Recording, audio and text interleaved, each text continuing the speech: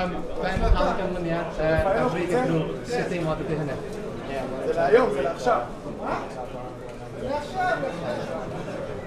A dyna y perfformiad gorau, canlyniad gorau dan arweinyddiaeth Chris Coleman hyd yn hyn?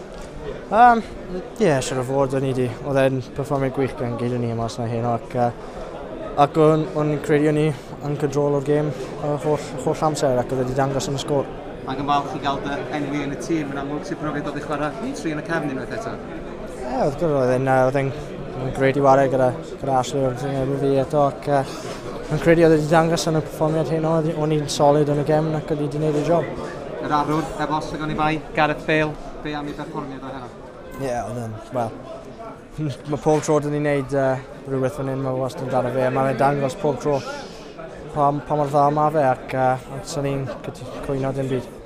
Mae wedi cael lot o beniadaeth yn Real Madrid yn ddiweddar yn amlwg, ond nath o ddim gadael i hynny effeithio ar y perfformiad o gwbl? Na, ddim o gwbl ac falle oedd wedi dangos i pawb beth mae'n gwneud ac gallu dweud i pobl sydd yn dweud pethau yn erbyn edrych o'r hwn.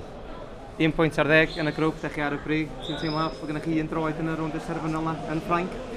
Mae lot i fynd dan adwana nawr ac rhaid ni cadw yn traed ar llawr am y foment ac canolbwyntio ar y gêm nesaf, hwnna beth ni'n gwneud.